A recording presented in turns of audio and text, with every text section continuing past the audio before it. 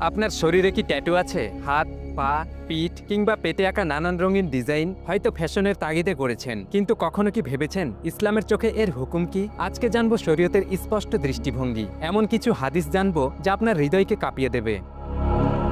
ইসলামে শরীরে উল্কি বা ট্যাটু আঁকা স্পষ্টভাবে হারাম এবং এটি একটি কবিরা গুনাহ। সহিহ বুখারীর একাধিক হাদিসে রাসূল সাল্লাল্লাহু আলাইহি ওয়াসাল্লাম কঠোরভাবে নিষেধ করেছেন উল্কি আঁকা এবং আঁকানোর ব্যাপারে। আবু হুরায়রা রাদিয়াল্লাহু তাআলা আনহা থেকে বর্ণিত, নবীজি সাল্লাল্লাহু আলাইহি ওয়াসাল্লাম উল্কি অঙ্কনকারী ও যিনি উল্কি করান উভয়কে নিষেধ করেছেন। সহিহ বুখারী হাদিস 5408।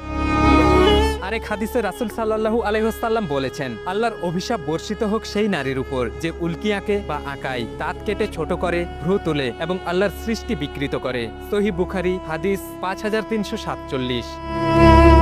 ইসলাম শুধু নিষেধ করেনি, বরং এই নিষেধাজ্ঞার পেছনে গভীর কারণ রয়েছে। উল্কি বা ট্যাটু আসলে আল্লাহর সৃষ্ট সৌন্দর্যে হস্তক্ষেপ। একজন মানুষ যখন তার শরীরে স্থায়ীভাবে কিছু আঁকে, তখন সে সৃষ্টিকর্তার দেওয়া প্রাকৃতিক সৌন্দর্য বিকৃত করে ফেলে।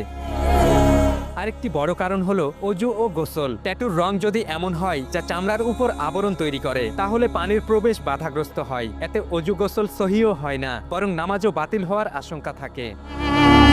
অনেকেই হয়তো অজান্তে, অজ্ঞতা বা ফ্যাশনের কারণে শরীরে ট্যাটু করেছেন। এখন তারা ইসলামের আলোকে জানতে পারছেন বিষয়টি হারাম। তাহলে এখন করণীয় কি? একমাত্র সমাধান তওবা করা এবং চেষ্টা করা সেই ট্যাটুগুলো সুরক্ষিতভাবে মুছে ফেলার, কারণ আল্লাহর রহমতের দরজা সব সময় খোলা। তোমার রবের রহমত থেকে নিরাশ হয়ো না, তিনি সকল গুনাহ ক্ষমা করতে সক্ষম। সূরা জুমার আয়াত 53। অনেকে ভাবেন ইসলাম কি তবে সৌন্দর্য ও সাজসজ্জার বিরুদ্ধে? না, বরং ইসলাম প্রাকৃতিক সৌন্দর্য সংরক্ষণ ও পরিচ্ছন্নতাকে উৎসাহ দেয়।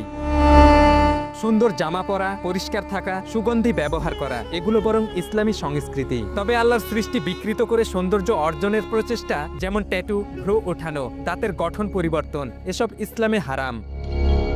প্রিয় ভাই ও বোনেরা, দুনিয়ার ফ্যাশন আমাদের চেনা রাস্তায় অনেক সময় বাধা হয়ে দাঁড়ায়, কিন্তু আল্লাহর নির্দেশের চেয়ে বড় আর কিছুই হতে পারে না।